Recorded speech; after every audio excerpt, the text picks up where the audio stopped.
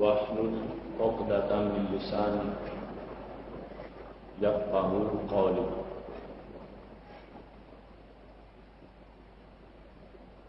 الحمد لله الذي أبدع الأخلاق والدين، والصلاة والسلام على من كان نبيا وآدم بين الماء والطين، وعلى آله وأصحابه أجمعين.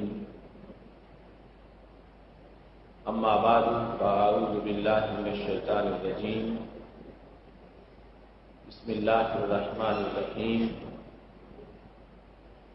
وَلَهُنَّ مِثْلُ الَّذِي عَلَيْهِنَّ بِالْمَعْرُوفِ وَلِلرِّجَالِ عَلَيْهِنَّ دَرَجَةٌ وَاللَّهُ عَزِيزٌ حَكِيمٌ. صدق الله العظيم وصدق رسوله النبي الكريم الأمين.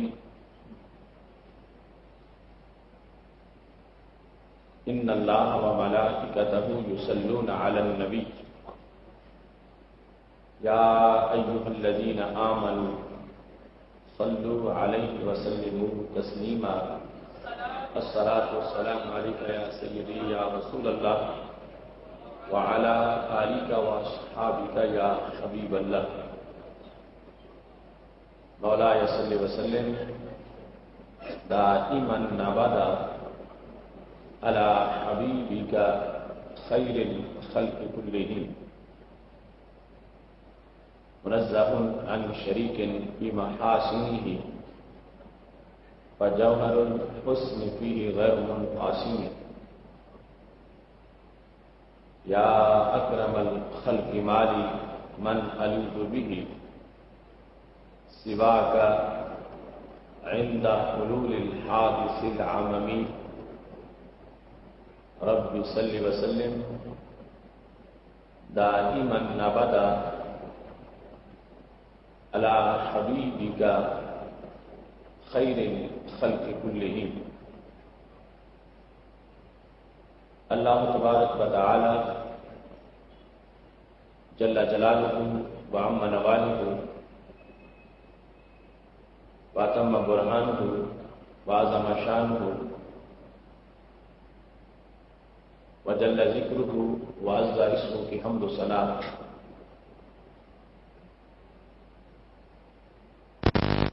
اور حضور سرور کائنات مفخر موجودات زینت بزم کائنات دستگیر جہاں غم گسار زماں سید سروراں حامی بے قسم قائد الانبیاء محبوب کبریاء احمد مجتبیٰ جناب محمد مصطفیٰ صلی اللہ علیہ وآلہ واصحابہ وبارک وسلم کہ دربار بہربار میں ہدیہ عید السلام عرض کرنے کے بعد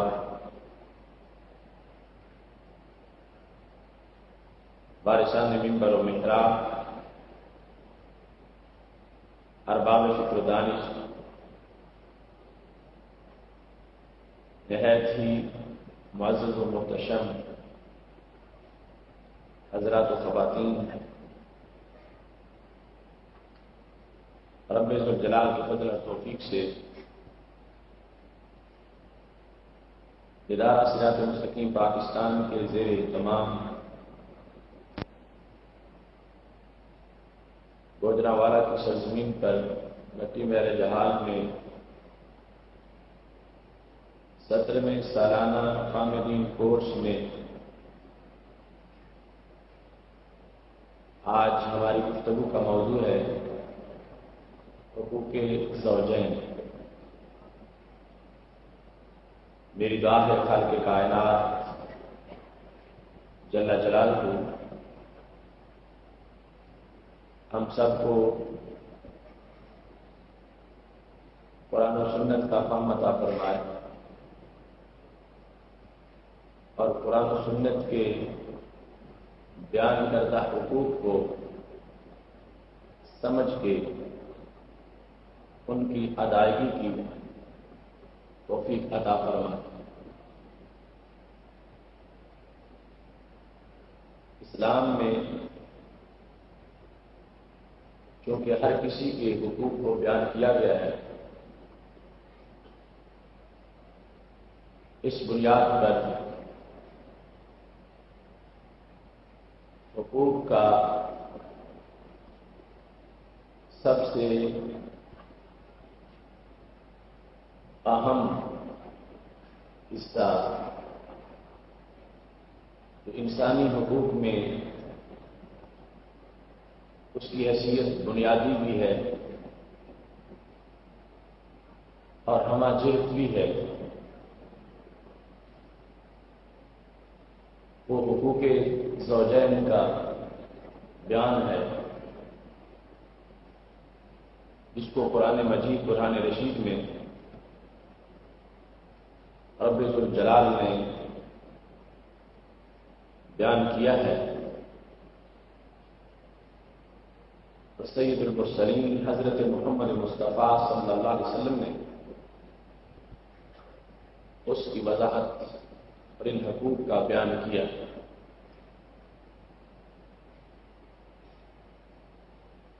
زوجین کے حقوق کا بیان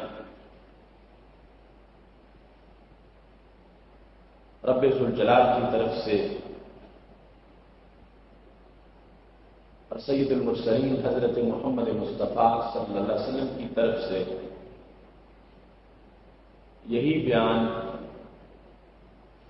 وہ بیان قرار پا سکتا ہے کہ جس میں مکمل طور پر یکسانیت ہو اور کسی طرح جھکاؤ نہ ہو۔ خالق مرد و زن کا خالق ہے، رب ذوالجلال نے دونوں کو تخلیق کیا ہے، اور خالق کائنات جل جلالہ ان دونوں سے بڑھ کر یہ جانتا ہے کہ ان کے فائدے کی کیا چیز ہے۔ اس بنیاد پر رب ذوالجلال کی طرف سے جو حقوق زوجین کے بیان کیے گئے ہیں، ان میں نہ کمی ہو سکتی ہے اور نہ ہی کسی طرح کا کوئی لغو معاملہ شامل ہو سکتا ہے۔ ایسے ہی سید المرسلین خاتم النبیین حضرت محمد مصطفیٰ صلی اللہ علیہ وسلم نے زوجین کے جن حقوق کو بیان کیا ہے،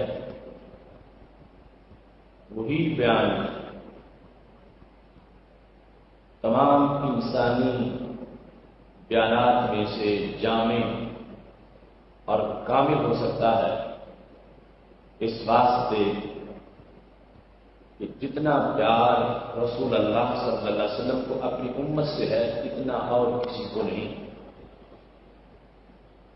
ایک موقع پر بخاری شریف میں حدیث شریف موجود ہے، جس وقت صحابیات نے رسول اللہ صلی اللہ علیہ وسلم کے ساتھ بیعت کی، نبی اکرم نور مجسم شفیع معظم صلی اللہ علیہ وسلم نے فرمایا، ساتھ یہ لفظ بھی تم بولو کہ ہم حسب استطاعت اور طاقت کے مطابق ان باتوں پہ عمل کریں۔ تو صحابیات کہنے لگیں،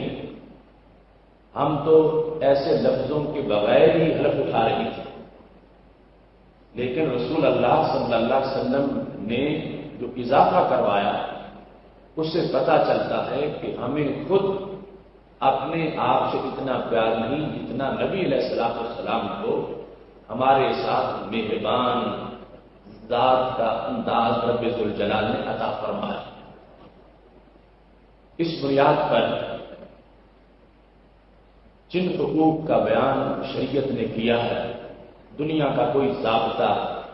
ان حقوق سے بڑھ کر حق بیان نہیں کر سکتا۔ دنیا کے کسی قانون کے اندر ایسی صلاحیت ہی نہیں ہے کہ وہ حقوق زوجین کے لحاظ سے حق ادا کر سکے اور ان حقوق کے لحاظ سے شریعت کے بیان کردہ حقوق کے برابر یا بڑھ کے بات کر سکے۔ چنانچہ مرد و زن کے لیے، زوجین کے لیے قرآن و سنت کے بیان کردہ حقوق کو سنتے ہوئے اس پر کامل ایمان کا اظہار کرتے ہوئے اپنے دلی اطمینان کا اظہار کرنا چاہیے، کیونکہ اگر تھوڑی سی بھی خلش کسی کے ذہن میں ہوگی کہ ہونا یہ چاہیے تھا، اللہ نے یہ کہہ دیا ہے، ہونا اس طرح چاہیے تھا، رسول اللہ صلی اللہ علیہ وسلم نے یہ فرما دیا ہے، وہ مرد ہو یا عورت جس کے ذہن میں ایسا خیال آئے گا تو اس کے ایمان کے چھن جانے کا خطرہ، اور اگر زبان سے تلفظ کرے تو ایمان ضائع ہوگا۔ قرآن مجید، قرآن رشید میں رب ذوالجلال کا فرمان ہے، ما کان لمؤمن ولا مؤمنۃ اذا قضى اللہ ورسولہ امرا ان یکون لهم الخیرۃ من امرہم۔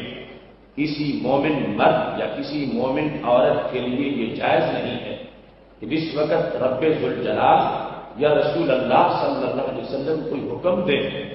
تو انہیں پھر اپنی طرف سے کسی طرح کا اختیار باقی رہ جائے۔ مرد و زن کے لیے یہ جائز نہیں کہ وہ اپنی رائے اللہ کے حکم کے سامنے یا رسول اللہ صلی اللہ علیہ وسلم کے حکم کے سامنے لائیں یا اس حکم کے لیے کوئی خلش ذہن میں رکھیں کہ اس طرح کہا گیا ہے لیکن اس طرح ہونا چاہیے تھا۔ رب ذوالجلال فرماتا ہے مومن مرد اور مومن عورت کا یہ کام نہیں، ایمان کا یہ تقاضا کہ جو بیان کیا گیا اللہ کی طرف سے یا رسول اللہ صلی اللہ علیہ وسلم کی طرف سے اس پر کامل اطمینان رکھا جائے اور دل میں بھی اس کے خلاف ایک معمولی سا خیال بھی نہ آنے دیا جائے، ورنہ ایمانی حالت جو ہے وہ تشویشناک ہو جائے گی اور ایمانی حلاوت اور لذت سے وہ مرد و زن جو ہے وہ محروم ہو جائیں گے۔ اس بنیاد پر آج کی گفتگو کے آغاز میں یہ قرآنی حکم میں نے آپ کے سامنے بیان کیا ہے۔ اب سورہ بقرہ آیت نمبر 228 میں خالق کائنات جل جلالہ کا فرمان وَلَهُنَّ مِثْلُ الَّذِي عَلَيْهِنَّ بِالْمَعْرُوفِ، وَلَهُنَّ ان عورتوں کے لیے بھی حقوق ہیں، مثل الذی اسی کی مثل، علیہن جو ان پر مردوں کے ہیں، بالمعروف شریعت کی روشنی میں، وللرجال علیہن درجہ اور مردوں کو رب ذوالجلال نے ان پر فضیلت عطا فرمائی، واللہ عزیز حکیم، اللہ غلبے والا اور غالب حکمت والا۔ خالق کائنات جل جلالہ نے اس مقام پر ایک ہی جگہ دونوں کے حقوق کو بیان کر دیا۔ وَلَهُنَّ لام بیان کرنے کے لیے ہے کہ جو کسی کے حقوق ہیں، اور علا اس لیے ہے کہ اس کے اوپر کسی کا حق ہے۔ وَلَهُنَّ ان عورتوں کے حقوق ہیں مردوں پر، مثل الذی اسی کی مثل، علیہن جو ان پر مردوں کے، جس طرح مردوں پر عورتوں پر مردوں کے حقوق ہیں، قرآن کہتا ہے ایسے ہی مردوں پر عورتوں کے حقوق ہیں، اور یہ حقوق بالمعروف شریعت کی روشنی میں، شریعت کے لحاظ سے عورتوں کا بھی ایسا ہی حق ہے جیسا ان پر ہے شرع کے موافق۔ وللرجال علیہن درجہ اور مردوں کو رب ذوالجلال نے عورتوں پر فضیلت عطا فرمائی۔ بیان حقوق میں خالق کائنات جل جلالہ نے دونوں کے حق کا ذکر کیا، مگر ساتھ ہی فوراً یہ بھی بتایا حقوق دونوں کے ہیں مگر فضیلت مرد کو دی گئی ہے۔ ابھی اللہ کی طرف سے فیصلہ، اس کو سر تسلیم خم کرنا اس کے سامنے ہر مرد و زن کے لیے ضروری ہے۔ حقوق کو اللہ نے بیان کرتے ہوئے لفظ مثل استعمال کیا. والہن میں عورتوں کے حقوق ہیں جو مردوں پر ہیں، علیہن میں مردوں کے حقوق ہیں جو عورتوں پر ہیں. تو رب ذوالجلال نے دونوں حقوق کو بیان کرتے ہوئے درمیان میں لفظ مثل بولا کہ جس طرح مردوں کے عورتوں پر حقوق ہیں ایسے ہی عورتوں کے مردوں پر حقوق ہیں. درمیان میں لفظ مثل خالق کائنات جل جلالہ نے استعمال کیا. تو یہ قرآنی بلاغت ہے. مثل جو ہے وہ اس میں مشابہت صرف وجوب کے لحاظ سے، اوصاف کے لحاظ سے نہیں. مشابہت جو دی گئی کہ جس طرح عورتوں پر مردوں کے حقوق ہیں ایسے ہی مردوں پر عورتوں کے حقوق ہیں. یہ جو ایسے ہی مشابہت جو دی گئی ہے حقوق کے لحاظ سے، تو یہ صرف وجوب میں مشابہت ہے، جنس میں مشابہت نہیں، اوصاف میں مشابہت نہیں. یعنی یہ بیان کیا گیا کہ واجب ایسے ہی ہے جس طرح کے مردوں کے عورتوں پر حقوق واجب ہیں ایسے ہی عورتوں کے مردوں پر واجب ہیں. واجب ہونے میں مشابہت ہے، ایک جیسے ہونے میں مشابہت نہیں ہے. یعنی اب مرد کا عورت پہ حق ہے کہ عورت اس کو کپڑے دھو کر دے. اب عورت کہے کہ نہیں، قرآن میں آیا ہے کہ جیسا تمہارا حق ہے ایسے میرا بھی حق ہے، لہذا تو بھی مجھے کپڑے دھو کر دو. تو یہ مثل کا معنی نہیں. مثل کا معنی جو مشابہت ہے تو وہ صرف وجوب کے لحاظ سے، آگے اوصاف کے لحاظ سے نہیں، جنس کے لحاظ سے نہیں. مرد کے حقوق کی جنس اور ہے، عورت کے حقوق کی جنس اور ہے. اب مثلیت کی بنیاد پر کوئی یہ نہ ترجمہ کر بیٹھے یا یہ نہ اس کی تشریح کرے کہ دونوں کے برابر ہیں، اس طرح کہ جو ایک نے کام کرنا ہے وہ دوسرے نے اس کے لیے کرنا ہے. یہ مثل کا مطلب نہیں ہے. مثل کا مطلب یہاں پر وجوب کے لحاظ سے ہے کہ حقوق علیحدہ ہیں لیکن مثلیت وجوب کے لحاظ سے ہے کہ جس طرح رب ذوالجلال نے عورت پر واجب کیا کہ وہ مرد کا حق ادا کرے، ایسے ہی مرد پر واجب کیا کہ وہ عورت کا حق ادا کرے. آگے حقوق علیحدہ علیحدہ ہے، ان کی تفصیل جدا جدا ہے. مشابہت اور یکسانیت یعنی ایک جیسا ہونا یہ حقوق کے لحاظ سے نہیں، حقوق کے وجوب کے لحاظ سے ہے. خالق کائنات جل جلالہ نے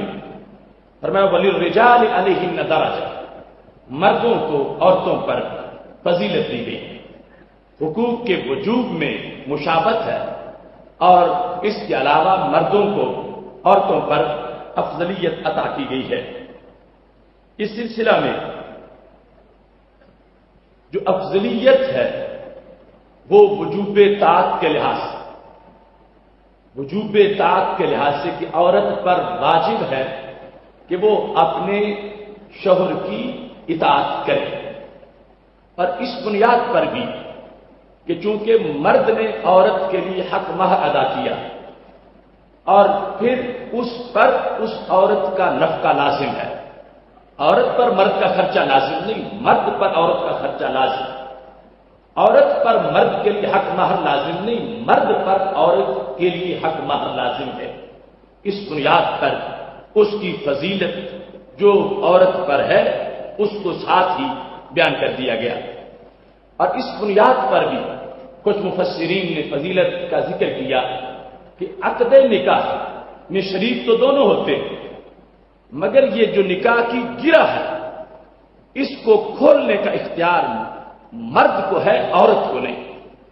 اللہ فرماتا ہے بیادہ عقدۃ النکاح، مرد کے ہاتھ میں نکاح کی گرہ ہے،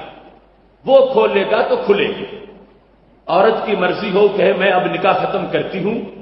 میں مرد کو چھوڑ دیتی ہوں، تو عورت کو یہ اختیار نہیں دیا گیا،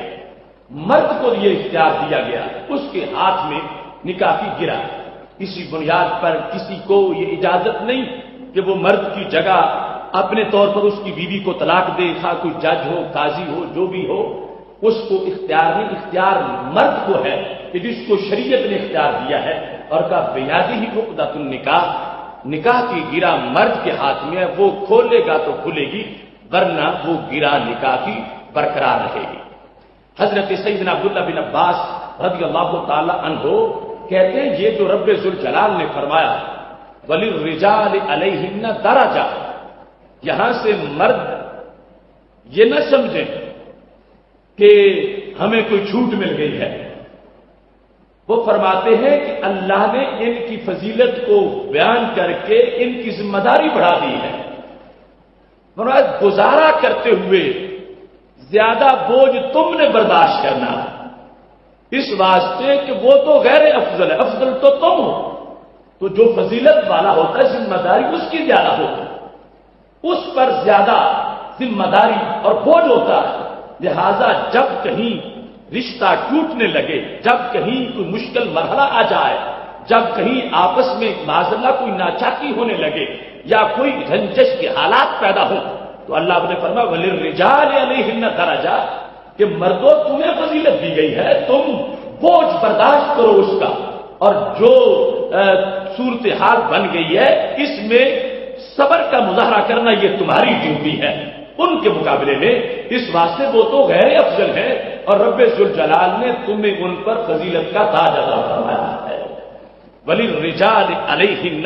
دَرَجَةٌ، جہاں یہ پتہ چلا کہ اس سے مرد کی اطاعت کا وجوب ثابت کیا جا رہا ہے، مرد کی فوقیت ظاہر کی جا رہی ہے، مرد کے نکاح کے اندر جو جانب راجی ہے اس کو کنٹرول دیا گیا ہے نکاح برقرار رکھنے کا، وہاں اس کی ذمہ داری بھی بڑھا دی گئی ہے کہ تمہیں یہ احساس کرنا ہے کہ زیادہ مرتبہ تمہارا ہے، زیادہ مقام تمہارا ہے. رب ذوالجلال نے پھر زیادہ ذمہ داری بھی تم پہ رکھی ہے، اور یہ جو زندگی کا مشترکہ سفر ہے اس میں تم نے اپنی طرف سے زیادہ ایثار کر کے، زیادہ قربانی کر کے اور زیادہ صبر کر کے اپنی زندگی کو، جو عائلی زندگی ہے، اس کو کامیاب بنانا ہے. اس مقام پر جو حقوق کا تذکرہ ہے اور پھر مرد کی فضیلت ہے، بنیادی طور پر اس چیز کو ذہن میں رکھنا چاہیے. سید المرسلین حضرت محمد مصطفیٰ صلی اللہ علیہ وسلم نے ارشاد فرمایا لو امرت احدا بالسجود لغیر اللہ لامرت المرأة ان تسجد لزوجها، اگر میں رب کے سوا کسی کو سجدہ کی اجازت دیتا کہ فلاں کو سجدہ کرو، اگر یہ روا ہوتا تو میں عورت کو کہتا کہ وہ اپنے خامن کو سجدہ کرے. لیکن چونکہ رب کے سوا کسی کو سجدہ جائز نہیں ہے، اس واسطے میں یہ حکم نہیں دے رہا. اس سے جو فضیلت اور عظمت مرد کو شریعت نے عطا کی ہے اس کا بیان سید عالم نور مجسم شفیع معظم صلی اللہ علیہ وسلم نے کر دیا ہے. لیکن حقوق اس انداز کے بیان کیے کہ جس کی وجہ سے دونوں طرف اتنی وضاحت کی ہے، اتنی روشنی شریعت مطہرہ نے دی ہے کہ جس میں کسی کو بھی کوئی تشنگی محسوس نہیں ہوتی. اور اس انداز میں وہ حقوق کا بیان ہے کہ جس کی وجہ سے عائلی زندگی انسان کے لیے نیکیوں کا ایک ذریعہ بن جاتا ہے، یہاں تک کہ اس کے ایک ایک لمحے پر بھی خالق کائنات جل جلالہ زوجین کو اجر و ثواب عطا فرماتا ہے. اس سلسلہ میں سید عالم نور مجسم شفیع معظم صلی اللہ علیہ وسلم سے سیدہ عائشہ صدیقہ رضی اللہ تعالی عنہا روایت کرتی ہیں، کہتی اتت فتاة الی النبی صلی اللہ علیہ وسلم، ایک بچی رسول اللہ صلی اللہ علیہ وسلم کے پاس حاضر ہوئی، صحابیہ تھی، بالغہ تھی. فقالت یا رسول اللہ صلی اللہ علیہ وسلم انی فتاة اختہ فاکرہ التزویج، میری عمر ایسی ہو گئی ہے کہ اب میرے گھر والے میرے رشتے کے بارے میں سوچ رہے ہیں، لیکن مجھے شادی ناپسند ہے، میں شادی نہیں کروانا چاہتی. تو میں آپ کے پاس آئی ہوں کہ پوچھوں فما حق الزوج علی المرأة، مرد کا حق عورت پہ کیا ہے؟ کیونکہ یہ ذہن میں رکھنا چاہیے میں وہ حق ادا کر سکوں تو پھر میں شادی کرواؤں، ورنہ میں شادی نہ کرواؤں. جس وقت اس دختر اسلام نے سید المرسلین حضرت محمد مصطفیٰ صلی اللہ علیہ وسلم سے یہ نصاب پوچھا کہ حقوق کیا مجھے ادا کرنے پڑیں گے اگر میں شادی کرواتی ہوں تو زوج کے مجھ پر حقوق کیا ہوں. سیدہ عائشہ صدیقہ رضی اللہ تعالی عنہا فرماتی ہیں ہمارے آقا صلی اللہ علیہ وسلم نے اتنا جامع جملہ بولا، کئی کتابوں کا نصاب سمیٹ کے اس میں شامل کر دیا. فرمانے لگے اگر تمہاری شادی ہوتی ہے تو تمہارے زوج کا تجھ پہ ایسا حق ہوگا، لو کان من فرقہ الی قدمہ سدید فلحسته ما عدت شکرہ، مرد کا تجھ پر اتنا حق ہوگا اگر اس کی چوٹی سے لے کر اس کے قدموں تک اس کو پیپ پڑی ہوئی ہو، سر سے لے کر قدم تک پیپ اس کو پڑ چکی ہو، اور تم اپنی زبان سے چاٹ کے اس کے بدن سے پیپ دور کرو، پھر بھی یہ نہ سمجھنا تم نے اس کا حق ادا کر دیا ہے، اس کا حق پھر بھی برقرار رہے گا، اس کا حق پھر بھی موجود رہے گا، اگرچہ یہ کتنا مشکل کام ہوگا، اس کے اندر کتنا اس عورت کو صبر کرنا پڑے گا، کتنی اس کے لیے مصیبت ہوگی۔ سید عالم نور مجسم شفیع معظم صلی اللہ علیہ وسلم نے ارشاد فرمایا، ایسا کر لینے کے بعد بھی تم یہ نہ سمجھنا کہ تم فارغ ہو گئی ہو اور تم نے اس کا حق ادا کر دیا ہے، فرمایا پھر بھی اس کا حق جو ہے وہ برقرار رہے گا۔ تو وہ بچی کہنے لگی، یا رسول اللہ صلی اللہ علیہ وسلم افلا اتزوج، پھر آپ کے اس بیان سے تو پتہ چلتا ہے کہ یہ بڑا مشکل مسئلہ ہے، بیوی ہونا کسی شوہر کے لیے اس بیوی کی بہت زیادہ ڈیوٹیاں ہوتی ہیں، بہت زیادہ اس پر حقوق خامند کے ہوتے ہیں، تو آپ کے اس جملے سے کیا میں یہ سمجھ لوں کہ میں پھر شادی نہ کرواؤں؟ تو میرے نبی علیہ الصلوۃ والسلام نے حکم دیا، فرمانے لگے بلا تزوجی فإنہ خیر، میرا یہ مطلب ہے کہ تم سمجھ کے شادی کے مرحلے میں داخل ہو، شادی ضرور کرواؤ کیونکہ یہ تمہارے لیے خیر ہے، لیکن میں تمہیں یہ بتانا چاہتا ہوں کہ یہ جو ازدواج کا رشتہ ہوگا تو تمہارے جو میاں ہوں گے، جو تمہارے خامند ہوں گے، ان کا اتنا حق ہے تمہارے اوپر کہ اگر ایسی صورتحال معاذ اللہ بن گئی خامند کی، دوسرے پیچھے ہٹ سکتے ہیں، اس کے بھائی، اس کے رشتہ دار، مگر تم پیچھے نہیں ہٹ سکو گی۔ اگر اس کے سر سے لے کر قدم تک معاذ اللہ اس کا بدن پیپ سے بھر گیا، تمہیں زبان سے چاٹ کے چوس کے بھی وہ پیپ اس کے بدن سے نکالنا پڑی، تو پھر بھی یہ سمجھنا تم ڈیوٹی ادا کر رہی ہو، شریعت نے جو حق تم پہ لازم کیا ہے وہ تم حق ادا کر رہی ہو، اور اس کی ادائیگی کے بعد بھی حق ختم نہیں ہوگا، حق پھر بھی برقرار رہے گا۔ امام غزالی رحمۃ اللہ علیہ نے احیاء العلوم میں اس حدیث شریف کو ذکر کیا ہے، جس کو امام بہقی نے اپنی کتاب بہقی کے اندر ذکر کیا۔ دوسرے مقام پر سید عائشہ صدیقہ رضی اللہ تعالی عنہا سے اسی سے ملتا جلتا ایک اور قول موجود ہے، جس کو امام ذہبی نے اپنی کتاب الکبائر کے اندر لکھا ہے۔ سید عائشہ صدیقہ رضی اللہ تعالی عنہا نے عورتوں کو خطاب کرتے ہوئے، یعنی بہت سی خواتین کو اکٹھا بٹھایا ہوا تھا اور ان کو درس قرآن و سنت دے رہی تھی، فرمانے لگی، یا معاشر النساء، اے عورتوں کی جماعت، لو تعلمن بحق ازواجکن علیکن لجعلت المرأة منکن تمسح الغبار عن قدمی زوجها بخد وجهها، اے عورتوں کی جماعت، اگر تمہیں پتہ چل جائے کہ تجھ پر تمہارے جو خامد ہے ان کا حق کیا ہے، تجھ پر تمہارے ازواج کا حق کیا ہے، تو پھر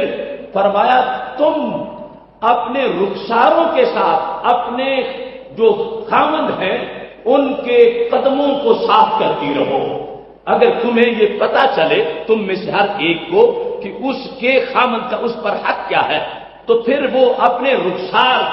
اپنے خامد کے قدموں پہ مل کے اس کے قدموں کا غبار دور کرے، اس کے قدموں کے غبار کو دور کرنے کے لیے کپڑا استعمال نہ کرے، کوئی ٹشو استعمال نہ کرے، اپنے رخسار اس کے قدموں پہ رگڑے، اس کا جو شریعت نے اس پر حق رکھا ہے۔ تو فرمایا اگر یہ تمہیں پتہ چل جائے کہ حقوق کا انداز کیسا ہے تو پھر تم ضرور یہ طرف رکھو اپنے اندر کہ ہمیں موقع ملا تو ہم یوں بھی صفائی کریں گے کہ اپنے رخساروں سے اپنے خامد جو ہیں ان کے قدموں کو ہم صاف کریں گے۔ سید عالم نور مجسم شفیع معظم صلی اللہ علیہ وسلم نے ایک موقع پر اس بیان کو اتنی وضاحت سے صحابہ کرام علیہم رضوان کے سامنے رکھا۔ ایک شخص جس کو شریعت نے حق دیا عورت کے اوپر سید عالم نور مجسم شفیع معظم صلی اللہ علیہ وسلم کے پاس پھر ایک عورت آئی اور انہوں نے حقوق کے بارے میں پوچھا. قالت انی امرأۃ ایم، یا رسول اللہ صلی اللہ علیہ وسلم میں ایسی عورت ہوں کہ میرا کوئی خامد نہیں ہے، میں بغیر شوہر کے ہوں. تو کہنے لگی یا رسول اللہ صلی اللہ علیہ وسلم اريد ان اتزوج، تو میں شادی کرنا چاہتی ہوں.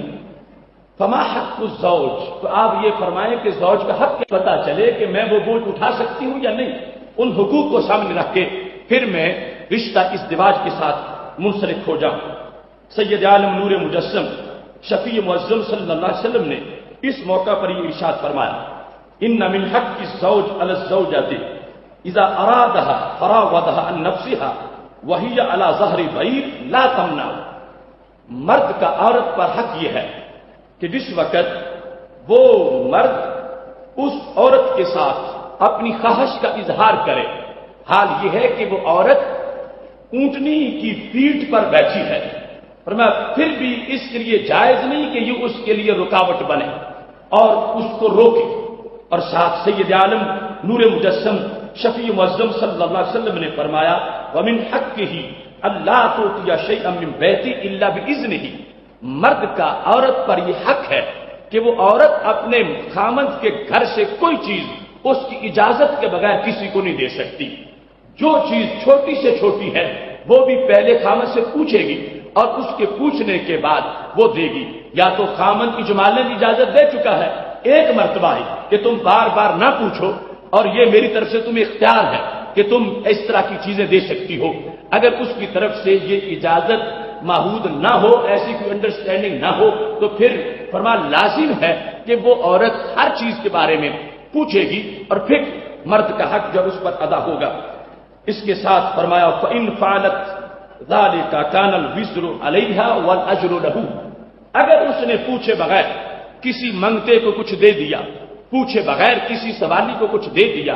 پوچھے بغیر کسی رشتہ دار کو کچھ دے دیا، تو ہمارے نبی علیہ الصلوۃ والسلام فرماتے ہیں اجر تو خامد کو مل جائے گا مگر بوجھ اس عورت پر قیامت کے دن برقرار رہے گا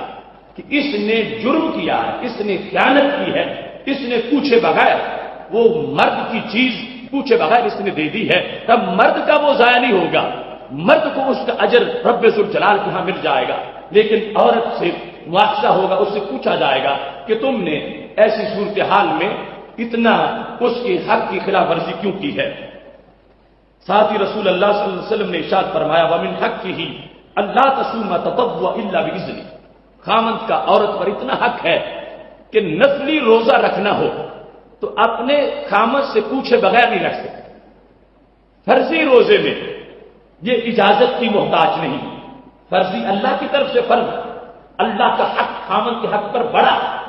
فرضی روزے میں اگر خامند روکتا ہے یہ نہ رکے، رب کے حکم کو مقدم رکھے اور روزہ رکھ لے. لیکن رمضان کے علاوہ نفلی روزہ اللہ کی بندگی کے طور پر ایک خاتون رکھنا چاہتی ہے، رب ذوالجلال نے اس نفل پر خامند کے حق کو مقدم کیا ہے. فرمایا اگر وہ تجھے اجازت دے تو پھر روزہ رکھ سکتی ہو، اور اگر اجازت نہ دے تو پھر نفلی روزہ بھی نہیں رکھ سکتی. اب یہاں سے آپ اندازہ لگائیں کہ عبادت ہے، روزہ رکھنا ہے، اس میں جب خامند کی اجازت اتنی لازم کر دی گئی ہے تو اس کے علاوہ جو کام جن میں کوئی شرعی طور پر وہ عبادت نہیں، ویسے دنیا داری کے کام، عورت چاہے کہ میں پوچھے بغیر گھر سے باہر چلی جاؤں، پوچھے بغیر شاپنگ کرنے چلی جاؤں، پوچھے بغیر رشتوں کے پاس رشتہ داروں کے پاس چلی جاؤں، تو شریعت نے کہا یہ تم حق کے خامند کی خلاف ورزی کر رہی ہو. جب روزہ رکھنا رب کے لیے نفلی روزہ خامند کی اجازت کے بغیر نہیں ہو سکتا تو یہ دنیاوی امور جو ہیں ان کے لیے تو اجازت بہت زیادہ لازم ہے. اب مسئلہ کیا تھا؟ خاتون نے پوچھا نبی علیہ السلام سے محبوب آپ بیان فرما دیں کہ حق کیا ہوگا خامند کا. تو محبوب علیہ السلام مسلسل مختلف حقوق کا بیان کرتے جا رہے. ساتھ ہی سید عالم نور مجسم شفیع معظم صلی اللہ علیہ وسلم نے فرمایا فَإِنْ فَعَلَتْ اگر خامند سے پوچھے بغیر اس نے روزہ نفلی رکھ لیا، جاءت بھوکی رہی پیاسی رہی، ولم یتقبل منہا لیکن اجر تھوڑا سا بھی نہیں ملے گا، رب اسے قبول ہی نہیں کرے گا۔ رب اس کا روزہ تب قبول کرے گا جب وہ اپنے خامن سے پوچھ کے ایسا کرنے والی ہے۔ اور سید عالم نور مجسم شفیع معظم صلی اللہ علیہ وسلم نے فرمایا وَإِنْ خَرَجَتْ مِنْ بَيْتِهَا بِغَيْرِ إِذْنِهِ، اگر یہ خامند کے گھر سے اس کے اذن کے بغیر نکل گئی، لعنتھا الملائکہ، فرشتے اس پہ لعنت کریں، جتنی دیر گھر کے باہر رہے گی، پوچھے بغیر، خامند سے پوچھے بغیر گھر سے نکل گئی، ہمارے آقا صلی اللہ علیہ وسلم ارشاد فرماتے ہیں لعنت کرتے رہیں گے اس پر فرشتے حتی ترجع الی بیتہ او تتوبہ، یا تو گھر لوٹ کے واپس آ جائے یا توبہ کر لے، پھر لعنت بند ہوگی، ورنہ فرشتے لعنت کرتے رہیں گے۔ یہ جواب تھا ہمارے نبی علیہ الصلوۃ والسلام کا اس خاتون کے لیے جس نے کہا تھا یا رسول اللہ صلی اللہ علیہ وسلم میں شادی کرنا چاہتی ہوں، آپ مجھے بتائیں کہ حقوق مرد کے کیا ہوتے ہیں۔ کتنا جامع دین ہے دین اسلام، اس کا نصاب کتنا کامل ہے، ایک گھر کا معاملہ ہو یا پوری دنیا کا معاملہ ہو، ہر چیز کو ڈیٹیلڈ بیان کیا گیا ہے۔ اور سید عالم نور مجسم شفیع معظم صلی اللہ علیہ وسلم کے علوم کا کتنا فائدہ پہنچائے کائنات کو، یہ صحابہ اور صحابیات، ان کا احسان ہے ہم پر، اگر یہ نہ پوچھتے ہم تک اتنی وضاحتیں کیسے پہنچتی۔ انہوں نے پوچھا، چلتے چلتے وہ باتیں گوجرانوالا تک پہنچ گئی ہیں۔ سید عالم نور مجسم شفیع معظم صلی اللہ علیہ وسلم کا یہ فرمان ہے، اب کوئی مرد نہیں کہہ سکتا کہ حق اور بھی ہونے چاہیے تھے تو سرکار نے بیان نہیں کیے، کوئی عورت نہیں کہہ سکتی کہ ہم پہ زیادہ بوجھ ڈال دیا گیا ہے، اس واسطے کہ انہیں ہم سے اتنا پیار ہے جتنا ہم خود اپنے ساتھ پیار نہیں کر سکتے، ہم اپنا فائدہ خود نہیں سوچ سکتے جتنا فائدہ ہمارے نبی علیہ السلام ہمارے لیے سوچنے والے ہیں۔ اس واسطے سید عالم نور مجسم شفیع معظم صلی اللہ علیہ وسلم نے مرد و زن دونوں کو خطاب کرتے ہوئے دونوں کے حقوق کو بیان کیا، اور یہ پہلا حصہ ان حقوق کے لحاظ سے آپ کے سامنے بیان ہو رہا ہے کہ جو مرد کے حقوق اللہ تبارک و تعالیٰ کی طرف سے اور نبی علیہ الصلوۃ والسلام کی طرف سے عورت پر لازم کیے گئے ہیں، یہاں تک کہ امام غزالی نے لکھا ہے ایک شخص اپنے گھر سے سفر کے لیے نکلا، سید عالم نور مجسم شفیع معظم صلی اللہ علیہ وسلم کا عہد زرعی صحابی،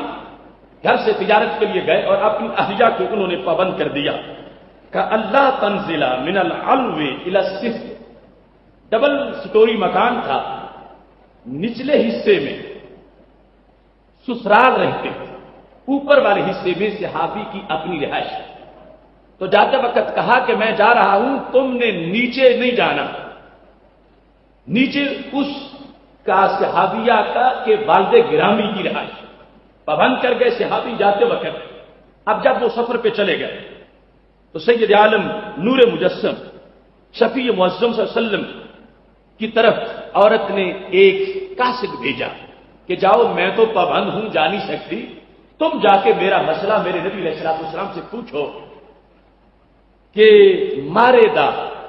نچلے حصے میں میرے ابا جی ہیں اور وہ بیمار ہو گئے ہیں، تو کیا میں اتر کے ان کی عیادت کر سکتی ہوں؟ خامند نے کہا ہے کہ نیچے نہیں اترنا،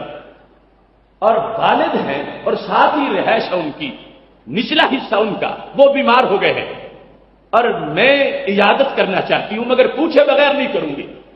خامند نے کہا کہ نہیں جانا، محبوب اگر اجازت دیں گے تو میں چلی جاؤں، تو میں پوچھتی ہوں، آدمی کو بھیجا کسی عزیز کو کہ جاؤ میرے لیے جا کر میرے نبی علیہ السلام سے حکم پوچھو کہ مجھے کیا کرنا چاہیے۔ سید عالم نور مجسم شفیع معظم صلی اللہ علیہ وسلم نے جواب دیا، اطیعی زوجک، میں تو یہی کہوں گا کہ اپنے خامند کی فرما برداری کرو، وہ کہہ گیا ہے تو نہ اترو۔ اور یہ دین ہے حقیقی دین کہ جس میں مرد و زن نے اپنا نہیں سوچا ہوا کہ یہ کرنا ہے، سوچ یہی ہے کہ جو دین اجازت دے گا وہ کرنا ہے۔ آج معاذ اللہ بہت زیادہ تبدیلی آ گئی، لوگ کہتے ہیں دین تو یہ کہتا ہے مگر رواج یہ کہتا ہے، دین یہ کہتا ہے مگر برادری یہ کہتی ہے، دین یہ کہتا ہے مگر میرے گھر والے یہ کہتے ہیں۔ لیکن اس وقت کیا تھا کہ نہ گھر والوں کی بات ہے، نہ بہر والوں کی بات ہے، نہ برادری کی بات ہے، بات وہ ہے جو رب ذوالجلال کی ہے یا حضرت آمنہ کے نام کی ہے صلی اللہ علیہ وسلم۔ اب اس صحابیہ نے اپنا مسئلہ پیش کر دیا، نبی علیہ السلام نے جواب دیا، یہ مطمئن ہو کہ سرکار نے فرمایا کہ خاوند کی بات مانو تو میں اپنے والد کی عیادت کے لیے نیچے نہیں اتروں گی۔ چلتے چلتے والد شدید بیمار ہو گئے، یہاں تک کہ والد کا وصال ہو گیا۔ جس وقت صحابیہ کے والد کا وصال ہو گیا، وہ کمرے مکان کے اوپر والے حصے میں ہے، نیچلے حصے میں والد کا وصال ہو گیا۔ اب صحابیہ نے سید عالم نور مجسم شفیع معظم صلی اللہ علیہ وسلم کے پاس پھر آدمی کو بھیجا اور عرض کی، یا رسول اللہ صلی اللہ علیہ وسلم، اب میرے والد صاحب کا وصال ہو گیا،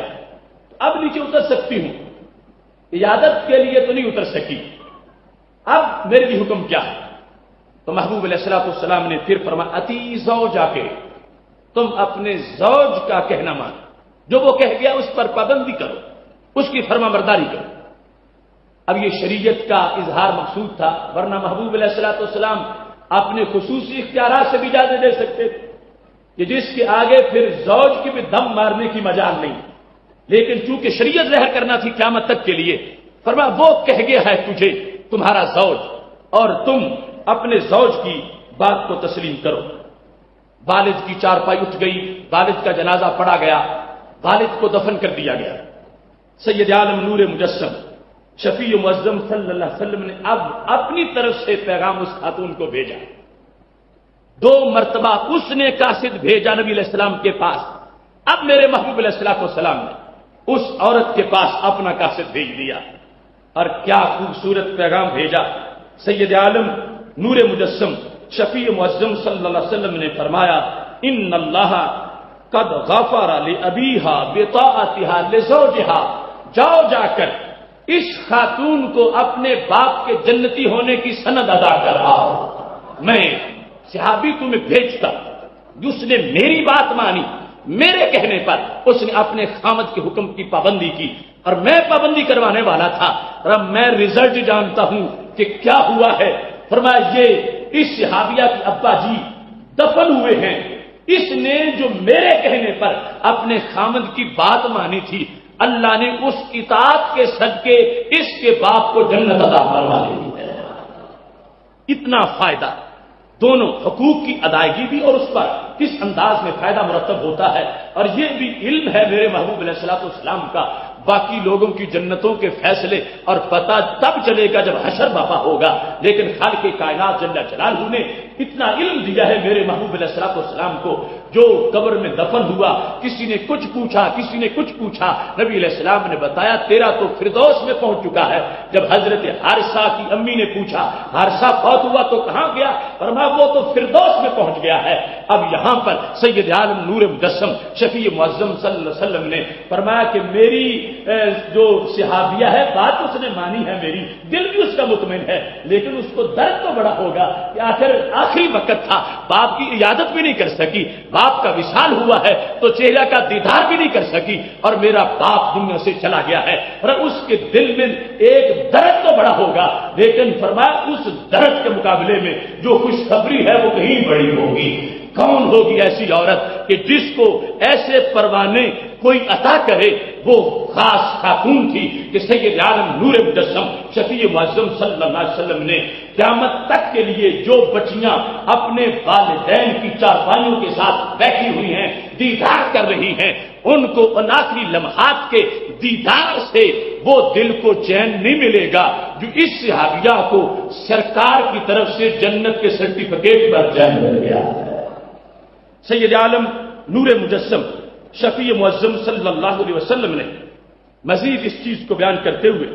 ایک مقام پر ارشاد فرمایا، صحیح ابن حبان میں وہ حدیث شریف موجود ہے جو حدیث شریف ابھی بیان کی، اس کا ذکر امام طبرانی نے موجم اوسط میں کیا ہے، اور موجم اوسط میں تفصیل کے ساتھ سند کے ساتھ اس پوری حدیث شریف کو روایت کیا ہے۔ ابن حبان کے اندر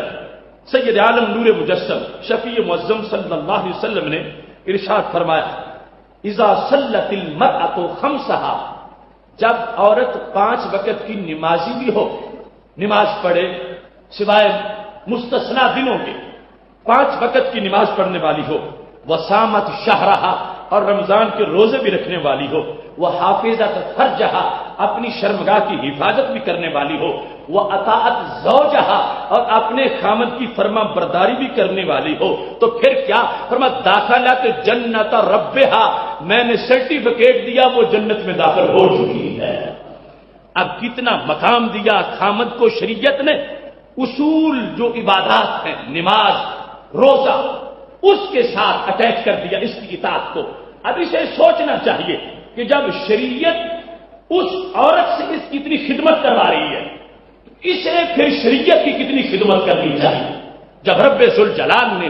اس خاتون پر، شریعت نے خاتون پر لازم کر دیا کہ تم نے نماز بھی پڑھنی ہے، روزہ بھی رکھنا ہے، خامد کی خدمت بھی کرنی ہے، یہ کام کرو گی تو جنت مل چکی ہے، تم جنتی بن گئی ہو، تو پھر مرد کا احساس ذمہ داری کا اس سے کہیں زیادہ بڑھ گیا ہے کہ جب شریعت نے نماز روزے کے ساتھ اٹیچ کر دیا اس کی خدمت کو، اسے بھی سوچنا چاہیے کہ یہ خدمت کروا کے آگے حق کیا ادا کر رہا ہے۔ یہ کپڑے دھلا کے سینما گھر جاتا ہے یا مسجد میں جاتا ہے؟ یہ اپنی بیوی کی پکائی ہوئی روٹی کھا کے یہ جہاد کے لیے، تبلیغ کے لیے، یہ راہ حق کے لیے نکل رہا ہے یا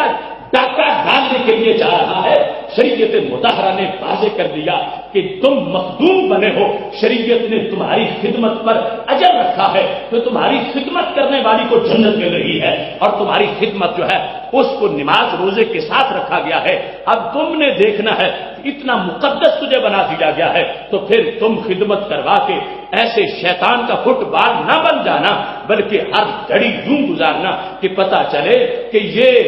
جس خدمت کی بنیاد پر جنتیں دی جا رہی ہیں وہ خدمت کروانے والا بھی جنتیوں والے کام کرتا جا رہا ہے۔ اس مقام پر سید عالم نور مجسم شفیع معظم صلی اللہ علیہ وسلم کی طرف سے جو مختلف مقامات پر وضاحتیں کی گئی، کل آپ نے جو جنت کے ابواب کی وضاحت سنی، آج اسی موضوع میں جنت داخل ہونے کے لحاظ سے کہ ہر دروازے سے کسی بلایا جائے گا، کل وہ حدیث بھی تم نے سن لی اور اس میں حضرت صدیق اکبر رضی اللہ تعالیٰ عنہ کا مقام و مرتبہ بھی سنا۔ عام لوگوں کے لحاظ سید عالم نور مجسم شفیع معظم صلی اللہ علیہ وسلم ارشاد فرماتے ہیں، یہ حدیث شریف جو ہے وہ بھی سند صحیح سے ثابت ہے اور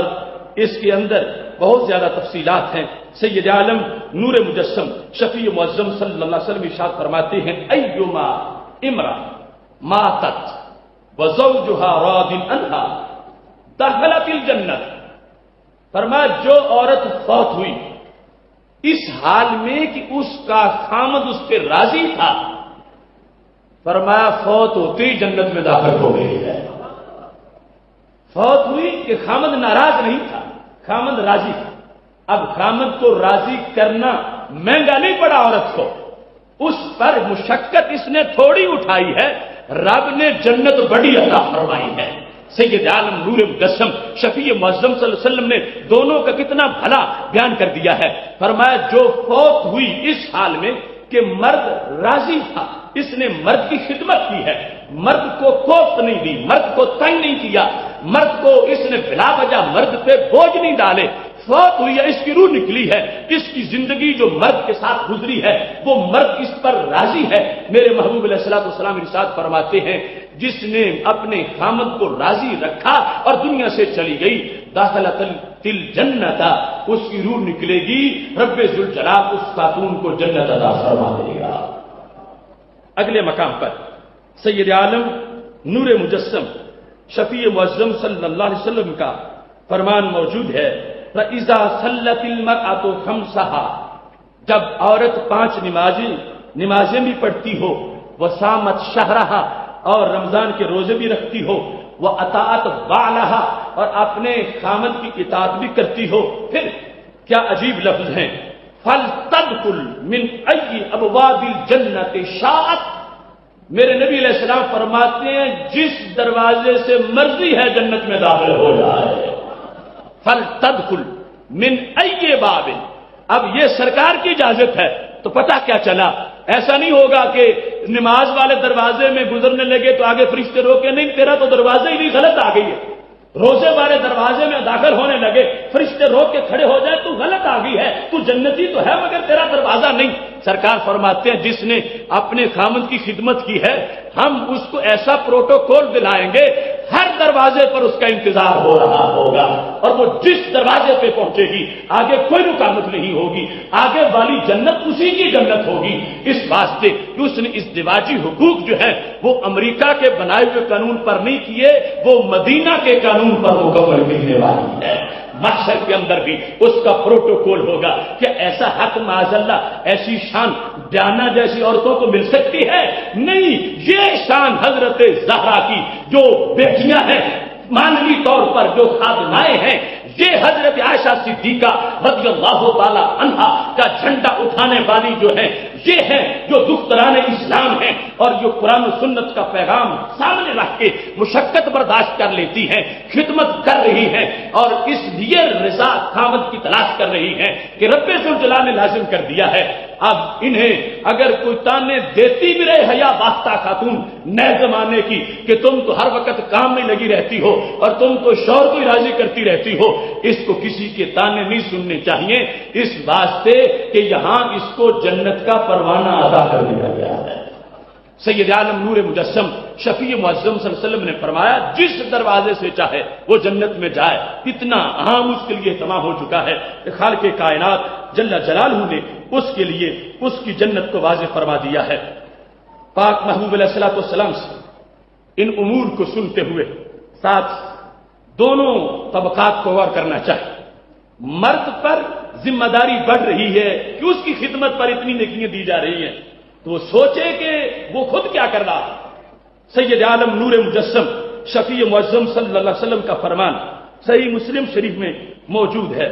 ہمارے آقا صلی اللہ علیہ وسلم ارشاد فرماتے ہیں، بلکہ سیاح کے علاوہ بھی اس کا ذکر موجود ہے۔ حضرت جابر رضی اللہ تعالیٰ عنہ کہتے ہیں ثلاثۃ لا يقبل اللہ لہم صلاۃ ولا ترفع لہم الی السماء حسنہ۔ پہلے جنت ملتی تھی، اب اگر کوئی اس حق کی ادائیگی کے اندر کوتاہی کرتی ہے تو پھر اس کا حشر کیا ہوگا؟ میرے آقا صلی اللہ علیہ وسلم ارشاد فرماتے ہیں تین قسم کے لوگ ان کی کوئی نماز قبول نہیں ہوگی، پڑھیں گے مگر قبول نہیں ہوگی، اور ان کی کوئی نیکی آسمانوں کی طرف نہیں جائے گی، کیونکہ آسمان پر دروازے ہیں، روزانہ کا عمل اوپر چڑھتا ہے۔ فرمایا ان کی کوئی نیکی جو بھی کر لے اوپر نہیں جائے گی، نیکی قبول ہی نہیں ہوگی، جائے گی نہیں اوپر۔ کون کون سے؟ میرے نبی علیہ الصلوۃ والسلام ارشاد فرماتے العبد العابد حتی یرجع الی موالیہ فیضع یدہ فی ایدیہم۔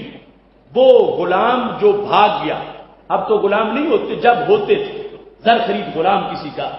اس پر لازم ہے کہ اپنے مولا کا حق ادا کرے اور اپنے رب کا بھی حق ادا کرے۔ جس کا زر خرید غلام اس کی ڈیوٹی اس پر شرعاً لازم۔ اب وہ بھاگ گیا ہے سرکش ہو کے، باغی بن کے، بگھوڑا بن کے، تو بھاگ کے جا کے حج بھی کرتا پھرے، مالک سے بھاگ کے جا کے نمازیں پڑھتا رہے۔ میرے نبی علیہ السلام نے فرمایا کچھ بھی قبول نہیں ہوگا جب تک کہ اپنے مالک کو راضی نہیں کرے، لوٹ کے واپس آ جائے، اپنا ہاتھ اس کے ہاتھ میں دے کہ میں آ گیا ہوں، پھر جا کے اس کی نیکی کوئی قبول ہوگی، ورنہ اس کی کوئی نیکی قبول نہیں ہوگی۔ اس کے بعد سید عالم نور مجسم شفیع معظم صلی اللہ علیہ وسلم نے فرمایا والمرأة الساخط علیہا زوجہا حتی یرضی عنہا۔ تب وہ عورت کہ جس کا خامند اس سے ناراض ہو چکا ہے، یہ عورت جو کچھ کر لے اس کی کوئی نیکی رب کے دربار میں قبول نہیں، نہ نماز، نہ روزہ، نہ حج، نہ زکات، کب تک قبول نہیں ہوگی؟ فرمایا یہاں تک کہ خامند راضی ہو جائے۔ جو ناراض کیا اس کو تو قبولیت ختم ہو گئی، اس کا کوئی عمل اوپر جاتا ہی نہیں، سب مسترد کر دیے گئے۔ وہ بھاگا ہوا غلام مالک کے پاس آ جائے، یہ عورت اپنے خامند کو راضی کر لے تو پھر جا کر اس کی نیکی قبول ہوگی، ورنہ نیکی قبول نہیں ہوگی۔ تیسرے نمبر پر میرے نبی علیہ الصلوۃ والسلام نے فرمایا والسکران حتی یسہو، جو نشے میں چلا گیا اور حالت نشہ میں وہ کروڑوں صدقے بھی کر دے، جو کچھ کر دے، میرے محبوب علیہ السلام فرماتے ہیں کچھ بھی قبول نہیں ہوگا یہاں تک کہ وہ اس حالت کو چھوڑے گا نہیں، واپس نہیں آئے گا،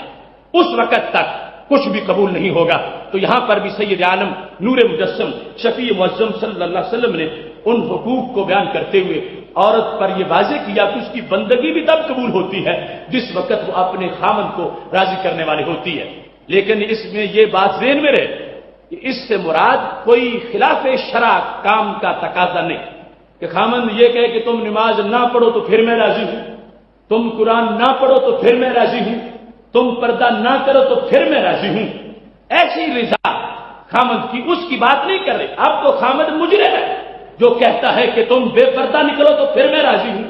تم بازاروں میں پھرو تو پھر میں راضی ہوں۔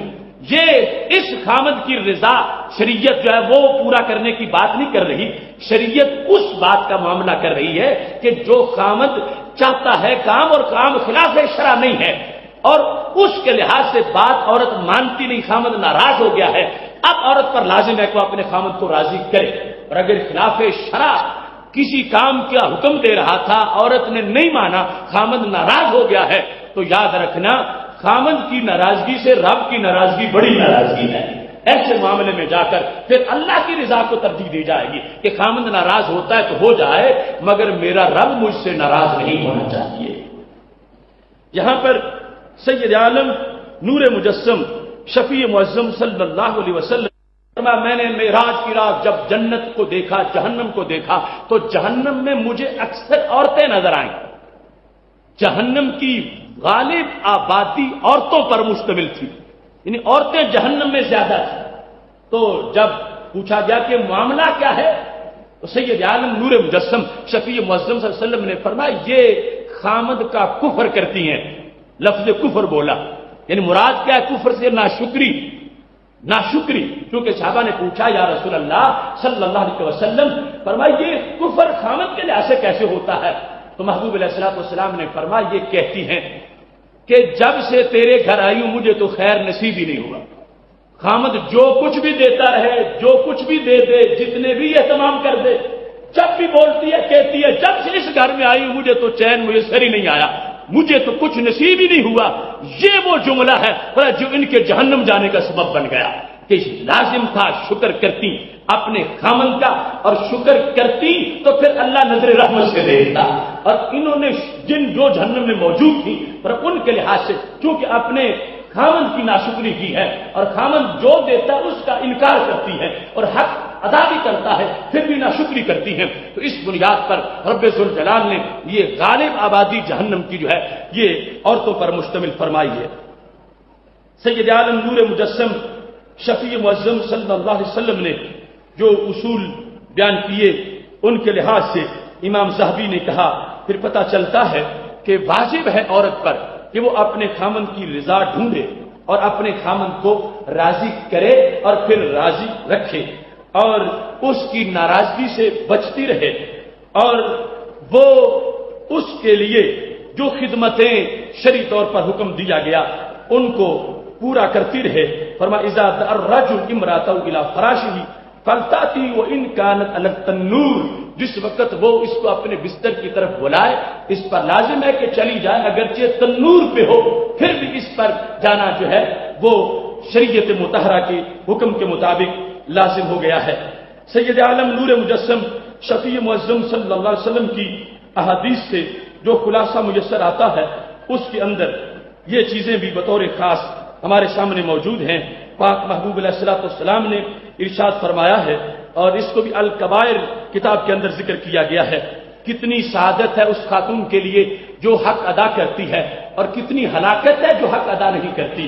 تصور بھی نہیں کر سکے گی کبھی خاتون کسی دوسرے دین سے اس کو یہ شان ملی ہو، کسی دوسرے نظام نے یہ عظمتیں بیان کی ہوں جو عظمتیں نظام مدینہ اور فکر حجاز نے اس خاتون کے لیے بیان کی ہیں۔ ہمارے محبوب علیہ الصلوۃ والسلام ارشاد فرماتے ہیں یستغفر للمرأة المطیع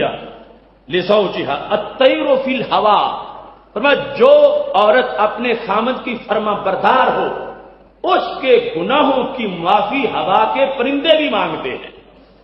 پرندے ہواؤں کے اس کے معاون بن چکے ہیں، اس عورت کے حمایتی ہیں، اڑنے والے پرندے ہواؤں میں اس کے گناہوں کی رب سے معافی مانگ رہے ہیں۔ کیوں؟ یہ اپنے خامد کی اطاعت کرنے والی ہے۔ اور ساتھ ہی ہمارے نبی علیہ الصلوۃ والسلام نے فرمایا والحیتان فی الماء، پانی میں مچھلیاں بھی اس کے گناہوں کی معافی مانگ رہی ہیں، ہوا کے پرندے بھی معافی مانگ رہے ہیں، پانی کی مچھلیاں بھی معافی مانگ رہی ہیں۔ والشمس والقمر ما دامت فی رضا زوجہا، اور جب تک اس نے اپنے خامند کو راضی رکھا ہوا ہے، چمکتا سورج بھی اس کے گناہوں کی معافی مانگتا ہے، اور چمکتا چاند بھی اس کے گناہوں کی معافی مانگتا ہے۔ تو اس نے اپنے کتنے معاون بنا لیے، اپنی زبان سے ایک مرتبہ معافی مانگے گی، پھر مصروف ہو جائے گی، پھر یاد آئے گا، پھر معافی مانگے گی۔ اپنے خامند کی فرما برداری نے، کیونکہ شریعت نے کروائی ہے، دنیا نے نہیں کروائی، اس بنیاد پر اس کو اتنا اونچا مرتبہ و مقام ملا ہے کہ وہ جنت اس انداز کی کہ ہوا کے اندر پرندے بھی اور پانی کے اندر مچھلیاں بھی اس کے لیے دعائیں کر رہے ہیں کہ اے اللہ، یہ عورت جس نے حق ادا کیا ہے اپنے خامند کا، اس کے گناہوں کو معاف فرما دے۔ حدیث شریف میں رسول اللہ صلی اللہ علیہ وسلم نے ارشاد فرمایا ہے کہ جو عورت اپنے شوہر کا حق ادا کرتی ہے اور اس کی فرما بردار ہے، اس کے لیے ہواؤں میں پرندے اور پانیوں میں مچھلیاں دعائیں مانگتی ہیں، سورج بھی اس کے گناہوں کی معافی کے لیے درخواست کرتا ہے، اور چاند بھی رب ذوالجلال سے اس کے گناہوں کی معافی کے لیے دعائیں مانگتا رہتا ہے۔ وَأَيُّمَا امرأ أَسَتْ زَوْجَهَا، اور جو عورت اپنے خامد کی نافرمانی کرتی ہے، ہمارے آقا صلی اللہ علیہ وسلم ارشاد فرماتے ہیں فَعَلَيْهَا لَعْنَةُ اللَّهِ وَالْمَلَائِكَةِ وَالنَّاسِ أَجْمَعِينَ، اس پر اللہ کی بھی لعنت ہے، فرشتوں کی بھی لعنت ہے، اور سارے لوگوں کی بھی لعنت ہے۔ رسول اللہ صلی اللہ علیہ وسلم ارشاد فرماتے ہیں ایما امرأ کلہت فی وجہ زوجہا، جو عورت اپنے خامند کے سامنے تیوری چڑھاتی ہے، اس سے بات کرتے ہوئے اپنا چہرہ ترش کرتی ہے اور غصے کا انداز اپناتی ہے، رسول اللہ صلی اللہ علیہ وسلم ارشاد فرماتے ہیں فی سخط اللہ الی ان تضاحکہ، جب تک وہ اپنے خامند کو ہنس سے ناراض رہے گا۔ جس نے اپنے خامند سے گفتگو کرتے ہوئے سخت لہجہ اپنایا اور تیوری چڑھائی، نبی اکرم نور مجسم شفیع معظم صلی اللہ علیہ وسلم ارشاد فرماتے ہیں وہ اس وقت تک اپنے رب کو ناراض کر بیٹھی ہے جب تک کہ وہ اپنے خامند کو راضی نہیں کرے گی۔ پاک محبوب علیہ الصلوۃ والسلام کے فرامین کی روشنی میں یہ حقوق جن کا تذکرہ آپ سن رہے ہیں، ان کے ساتھ ساتھ اب وہ حقوق جو مردوں پر عورتوں کے ہیں، ان کی اہمیت اور اس کے لحاظ سے اس کی مختصر سی تفصیل آپ کے سامنے عرض کرنا چاہتا ہوں۔ سید عالم نور مجسم شفیع معظم صلی اللہ علیہ وسلم نے فرمایا الا واستوصوا بالنساء خیرا فانہن عوان عندکم، فرمایا تم خیر خواہی کرو عورتوں کی، ان کے حقوق کو پیش نظر رکھو، اور ساتھ عجیب جملہ بولا، فرمایا وہ تو تمہاری قیدی بن کے رہ گئی، اپنے والد کا گھر چھوڑا، اپنے والدہ سے دور ہوئی، وہ تمہارے پاس آئیں، عوان وہ ایسی حیثیت میں ہیں جیسے وہ قید کی زندگی کاٹ رہی ہے، یعنی ان پر شوہر کو جھنجھوڑنے کے لیے اس نے اپنا سب کچھ چھوڑ دیا تمہاری وجہ سے، اور تم اس کا جو خرچہ ہے، اس کے کپڑے ہیں، اس کی سہولتیں ہیں، اس کے آرام کی جو چیزیں ہیں، اس کے لحاظ سے توجہ نہیں کرتے۔ تو سید عالم نور مجسم شفیع معظم صلی اللہ علیہ وسلم نے فرمایا خلاصہ بیان کرتے ہوئے خیرکم خیرکم لأہلہ، تم میں سے بہترین وہ ہے جو اپنے اہل کے لحاظ سے بہترین ہے۔ بہترین جیسے کہا نا خیرکم من تعلم القرآن وعلمہ، تم میں سے بہتر وہ ہے جو قرآن خود پڑھتا ہے اور پھر پڑھاتا ہے۔ ایسے ہی فرمایا تم میں سے بہتر وہ ہے کہ جو اپنے گھر کے لحاظ سے بہتر ہے، اس کا اپنے بیوی سے رویہ صحیح ہے، اس کا اپنی اولاد سے رویہ صحیح ہے، وہ اپنی زوجہ کے لحاظ سے اس کو تنگ کرنے والا نہیں ہے، اس کی حق کو ادا کرنے والا ہے، اس کو سمجھا جائے گا کہ یہ خیر ہے۔ اگر وہ بیرونی معاملات میں بہت ہی اچھا ہو اور گھر کے معاملے میں اپنی اہلیہ کو تنگ کرنے والا ہے، اس کو خرچہ نہیں دیتا یا اس کو مارتا پیٹتا ہے، اس طرح کی چیزوں سے اس کو تنگ کرتا ہے، تو میرے نبی علیہ الصلوۃ والسلام نے فرمایا اس بندے کے افضل ہونے کا فیصلہ نہیں ہو سکتا، اگرچہ نمازی ہو، حاجی ہو، جو کچھ بھی کرتا رہے، اور اس کی افضل ہونے کا ساتھ میرٹ پورا کرتے وقت یہ دیکھا جائے گا کہ اس کا اپنی بیوی سے رویہ کیسا ہے، اپنے گھر والوں کے ساتھ اس کا انداز کیسا ہے، رب وہی افضلیت پانے والا ہے جو اپنے گھر والوں کے ساتھ اچھا سلوک اپنانے والا ہے۔ دوسرے مقام پر سید عالم نور مجسم شفیع معظم صلی اللہ علیہ وسلم نے یہ ارشاد فرمایا ہے، خیرکم الطفکم لأہلہ، جو تم میں سے اپنے گھر والوں کے لیے زیادہ لطیف ہے، اس کی باتوں میں نرمی ہے، یہ وہ ہے کہ جس کو رب ذوالجلال نے بہترین مقام و مرتبہ عطا فرمایا ہے، اور اس کو اللہ تبارک و تعالیٰ نے اپنے قرب کا بلند اور اچھا مقام عطا فرمایا ہے۔ سید عالم نور مجسم شفیع معظم صلی اللہ علیہ وسلم نے اس سلسلہ میں جو وضاحتیں کی ہیں ان میں سے ہر ایک وضاحت بڑی اہم وضاحت ہے، اور یہ لازم کر دیا اپنی امت کے لیے۔ شاہ ولی اللہ محدث دہلوی حجت اللہ بالغہ کے اندر اس حدیث کو روایت کرتے ہیں کہ نبی اکرم صلی اللہ علیہ وسلم نے ارشاد فرمایا ہے، لا یفرق مؤمن مؤمنۃ ان کرہ منھا خلقا رضی من الآخر، اور کسی مرد کو اپنی بیوی سے بغض نہیں رکھنا چاہیے۔ جہاں مومن اور مومنہ کا لفظ میاں بیوی پہ بولا گیا، مومن فرمایا کبھی مومن مومنہ سے بغض نہیں رکھتا، یعنی مومن مرد مومن عورت سے بغض نہیں رکھتا، مطلب کیا ہے؟ نہیں، نفی نہی کے معنی میں، یعنی بغض نہ رکھے۔ اگر کوئی بات ناپسند بھی آتی ہے تو اپنے دل میں کوئی لائن نہ کھینچ لے۔ محبوب علیہ الصلوۃ والسلام کا بڑا جامع جملہ ہے، پر اگر کوئی بات ناپسند آئی ہے تو کوئی پسند بھی آ جائے گی، اس بات سے گزارا کرنے کے لحاظ سید عالم نور مجسم شفیع معظم صلی اللہ علیہ وسلم نے یہ جامع گفتگو کرتے ہوئے ارشاد فرما دیا ہے کہ ان کارہ منا خلقن رضی من الآخر، اگر کوئی بات اس نے ایسی نازیبا کر دی ہے تو اچھی باتیں بھی تو اس کی موجود ہیں، ان اچھی باتوں کو ذہن میں رکھو۔ اور قرآن مجید برہان رشید میں خالق کائنات جل جلالہ کا حکم ہے، سورہ نساء آیت نمبر 19 کے اندر، جہاں مردوں کو بطور خاص عورتوں کے حقوق کی طرف متوجہ کرتے ہوئے فرمایا، وَعَاشِرُوهُنَّ بِالْمَعْرُوفِ، عورتوں کے ساتھ معاملہ اچھائی کے ساتھ رکھو۔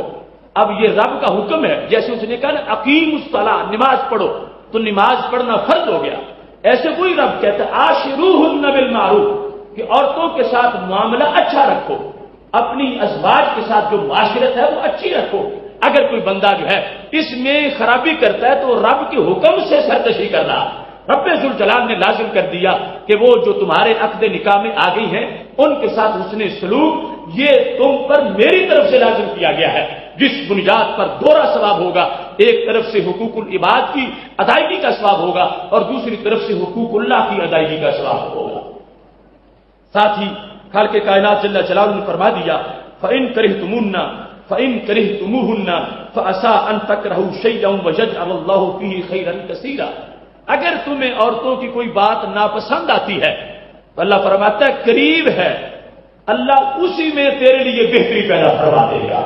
یعنی جس عورت کو تو ناپسند کر رہا تھا کہ وہ جہیز تھوڑا لے کے آئی ہے یا شکل و صورت میں کوئی کمی ہے یا کسی بنیاد پر تم اس کو ناپسند کر رہے تھے، اللہ فرماتا ہے ایسی برکتیں اسی سے تجھے مل جائیں گی، تم حیران رہ جاؤ گے۔ تو یہ رب ذوالجلال حکمتیں سامنے رکھ کر اس کا یہ ازلی کلام جو ہے قرآن مجید، اس کے اندر اس چیز کو واضح کر دیا گیا۔ رب ذوالجلال فرماتا ہے فَعَسَىٰ أَن تَكْرَهُوا شَيْئًا، قریب ہے کہ تم ایک شیء کو ناپسند کرتے ہو، لیکن اس کے اندر صورتحال کیا ہے؟ وَيَجْعَلَ اللَّهُ فِيهِ خَيْرًا كَثِيرًا، اللہ صرف خیر نہیں دیتا، اسی سے خیر کثیر عطا فرما دیتا ہے۔ تو خالق کائنات جل جلالہ نے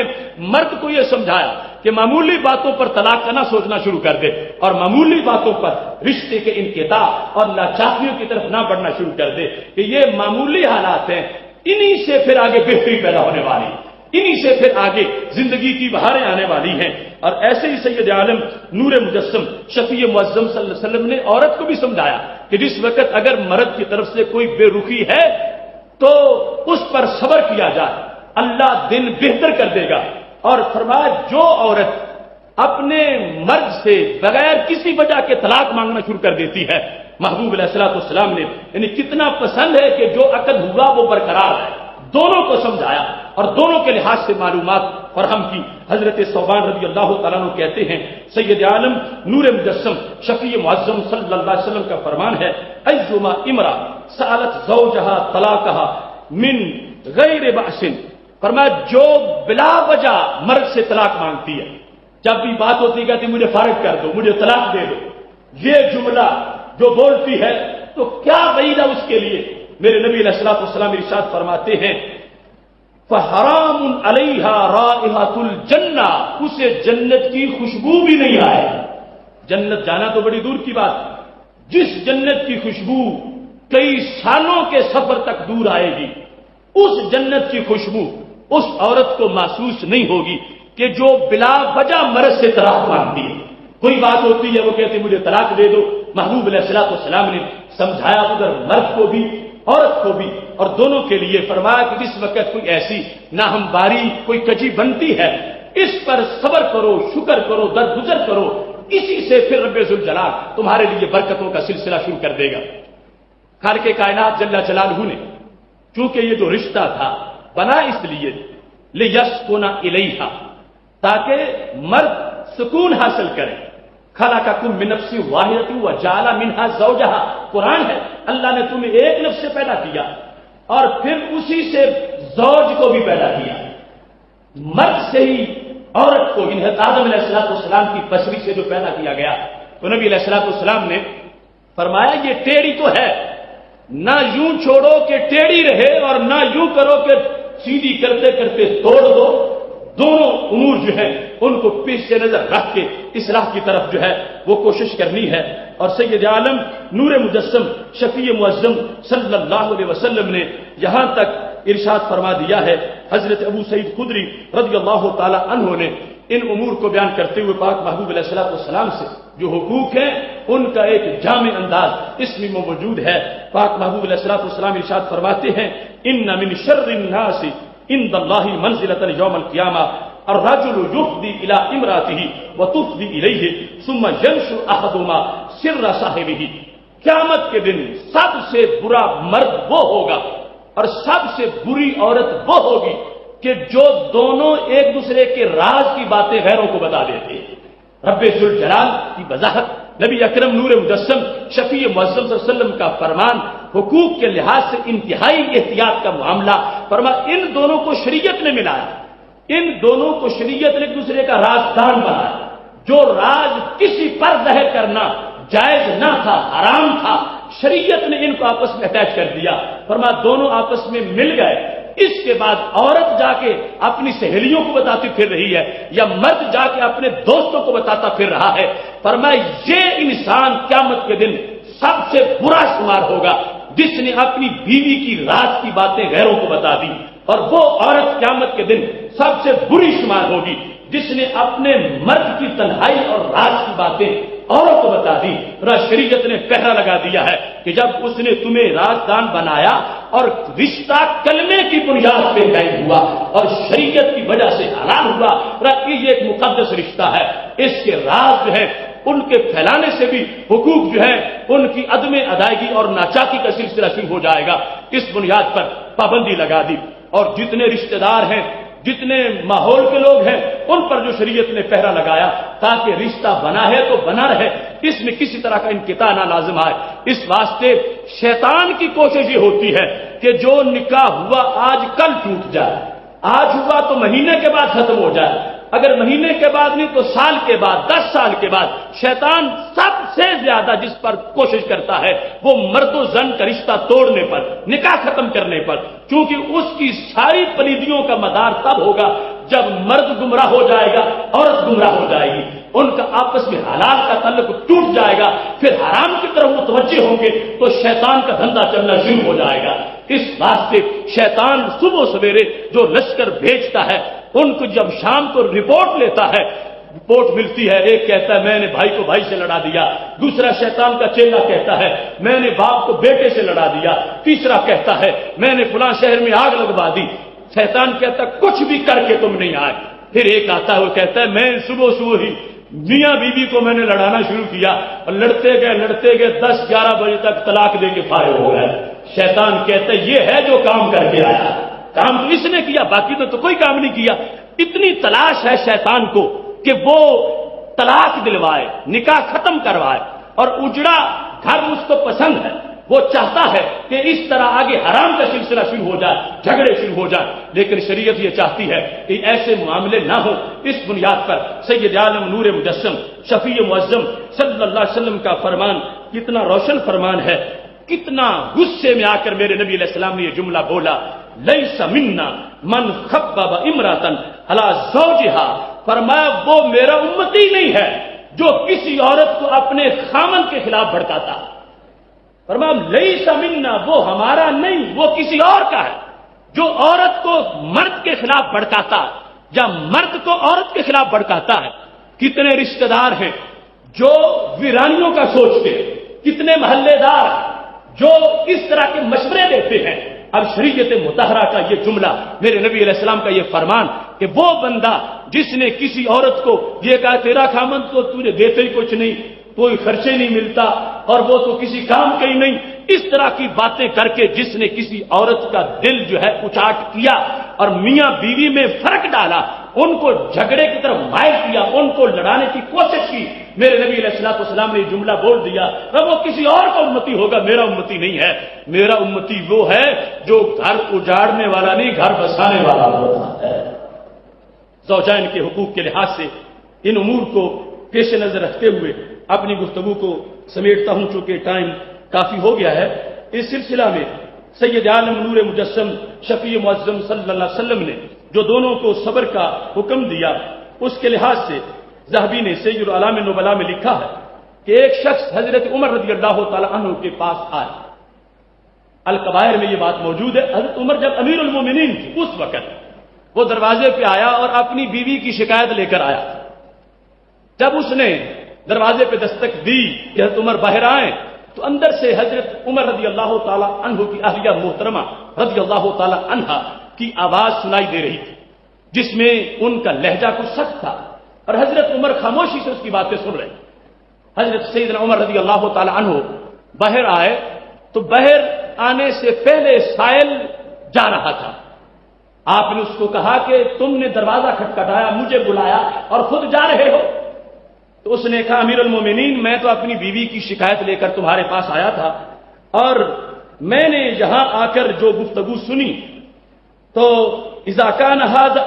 حال امیر المومنین ما زوجاتی فکیف حالی، تو میں نے جو معاملہ سنا تو میں نے کہا امیر المومنین کے گھر میں جب ایسی بات ہو رہی ہے تو میری پھر کیا حیثیت ہے، اس واسطے میں پھر چلا گیا۔ کہا تعجب ہے کہ جس عمر کے سائے سے شیطان بھاگے اور جس عمر کے درے سے مجرم کانپے اور جس عمر کے نام سے حکومتیں لرز جائیں، اس عمر کی اہلیہ محترمہ بول رہی ہیں اور عمر آگے چپ ہیں، تو میں اس لیے میں نے واپسی کا ارادہ کر لیا۔ اب دیکھنا حضرت عمر رضی اللہ تعالیٰ عنہ کی عدالت اور حضرت عمر رضی اللہ تعالیٰ عنہ کی فقاہت کو جواب دینے لگے، سنو تم نے جو مجھ سے بات پوچھی ہے، یا اخی انی احتملتها لحقوق اللہ، اگر شریعت نہ روکتی ہوتی تو میں اس کا حشر نشر کر دیتا۔ میں نے جو زبان بند رکھی تو مجھے میری شریعت نے روک رکھا ہے اور مجھے میری عدالت نے روک رکھا ہے۔ اگر عہد کا امیر المومنین گزارے کی باتیں نہیں کرے گا تو اس عہد کا عام بندہ شریعت کے پابندی کا اختیار کیسے رکھ سکتا ہے اور حوصلہ اس کے اندر کیسے پیدا ہوگا؟ فرمانے لگے سنو یہ بات اس انداز کی ہے، انہا طباخۃ للطعام خبازۃ للخبز غسالۃ للثياب مرضعۃ للولد۔ فرمایا یہ جس کی تم آواز آ رہی تھی، تم نے تو صرف یہ دیکھا کہ امیر المومنین کے سامنے بول کیسے رہی ہے، لیکن میں تمہیں بتاؤں یہی میرے کپڑے دھوتی ہے، یہی میرا سالن پکاتی ہے اور یہی میرے بچوں کو دودھ پلانے والی ہے۔ میں سخت مزاج کا انسان ہوں، شیطان بھی مجھ سے کامتا ہے، مگر شریعت نے جو حقوق بیان کیے ہیں اور جو عدالت کا رستہ دکھایا ہے، یہ اس کا تم نے عملاً مشاہدہ خود دیکھ لیا، لہذا گھر چلے جاؤ، اپنی اہلیہ کے لحاظ سے جو باتیں ذہن میں سوچ کے آئے ہو اور کوئی نامناسب فیصلے کرنے کی جو باتیں سوچ رہے ہو ایسا مت سوچنا، اس واسطے صبر کرو، اللہ اسی میں تمہیں بہتری عطا فرما دے گا۔ ذہبی نے اس سلسلہ میں دو ولیوں کا داستان کا معاملہ عجیب لکھا۔ اسے بیان کرتے ہوئے اس موضوع کو سمیٹ دیتا ہوں، چونکہ ہر موضوع ایسا ہے، شروع کرتے ہیں 1 گھنٹے کے لیے، وہ بڑھتے بڑھتے آگے چلا جاتا ہے، چونکہ اگلا پھر اس کا پھر باری مشکل آنی ہوتی ہے، تو جو ہے قریب اس کے مناسب وہ چند باتیں اس لیے عرض کر دیتا ہوں۔ 2 دوست تھے، دونوں ولی تھے زمانے کے، تو ایک دوسرے کے گھر ملنے چلا گئے۔ جب گئے تو اپنے حضرت صاحب کے دروازے پہ جا کے دستک دی، گھر بیوی ان کی موجود تھی، اہلیہ محترمہ، تو انہوں نے پوچھا کون ہو دروازے پر؟ تو انہوں نے کہا اخو زوجو کے، تمہارے خامند کا بھائی ہوں، میں ان سے ملاقات کرنے کے لیے آیا، جی تو لے زیارت ہی، ان کی زیارت کے لیے آیا۔ فقالت راہ یہتاتے، وہ تو لکڑیاں کاٹنے کے لیے گیا ہوا ہے، لا رد اللہ، خدا اسے وہاں ہی رکھے۔ یعنی اتنی سخت زبان تھی بیوی کی، کہنے لگی وہ تمہارا بھائی تو لکڑیاں کاٹنے گیا اور لوٹ کے خدا کرے نہ ہی آئے تو پھر ہی اچھا، اتنی تنگ ہے اپنے خامد، ادھر ہی رہے، لا رد اللہ، رب اسے واپس نہ لائے۔ یہ بڑے حیران ہوئے کہ کتنا میرا نیک بھائی ہے، اور بیوی اس کی کیا اس کے بارے میں کمنٹس دے رہی ہے کہ خدا اسے ادھر ہی رکھے۔ کہیں سائڈ میں گلی پہ بیٹھ گیا، بیوی نے پانی بھی نہیں پوچھا، بیٹھک میں بٹھایا بھی نہیں ہے، انتظار میں بیٹھے تھے، اتنے میں وہ بھائی آ گئے، جنگل سے آ رہے تھے، آگے شیر آ رہا تھا، شیر پہ لکڑیاں لادی ہوئی تھی، اور چلتے چلتے دروازے تک پہنچے۔ جب دروازہ آیا، لکڑیاں اتاری، تو اتارنے کے بعد کہا اذهب بارک اللہ، شیر صاحب تجھے رب برکت دے، اب تمہاری ڈیوٹی ختم ہوگی، تم چلے جاؤ۔ یہ بڑے حیران ہوئے کہ گھر بیوی بات نہیں مانتی، بہر شیر بھی بات مان رہا ہے۔ شیر لکڑیاں اٹھا کے لے آیا، اور اب لکڑیاں اتاری ہیں تو یہ اجازت دے رہے، پھر وہ جا رہا ہے اور دوسروں کو چیرتا پھاڑتا ہے، ان کی بات مان رہا ہے۔ یہ بات سنی، اس کے بعد کہا میں ملنے آیا تھا، تم گھر نہیں تھے تو میں انتظار میں تھا۔ تو وہ کہتے ہیں انہوں نے مجھے اپنے گھر بٹھایا، کھانا کھلایا، مگر بیوی پھر بھی ایسی باتیں کر رہی تھی جس طرح کی وہ پہلی میں نے اس کی باتیں سنی۔ میں مل کے چلا گیا، سال کے بعد میں دوبارہ ملنے آیا۔ کہتے جس وقت میں دوبارہ اس گھر پہ آ کے میں نے دستک دی، اندر سے آواز آئی کون ہو؟ میں نے کہا اخو زوجو کے، میں تمہارے خامند کا بھائی ہوں۔ اس نے کہا مرحبا بک و اہلا و سہلا، جی آیا ہوں، خوش آمدید، بہت اچھا آئے ہو، میں بیٹھک کا دروازہ کھولتی ہوں، تم بیٹھ جاؤ، میرا شوہر مر جو ہیں وہ باہر گئے ہوئے ہیں کام کے لیے، ابھی وہ واپس آ جائیں گے۔ تو وہ کہتے ہیں میں بیٹھ گیا، اتنے میں وہ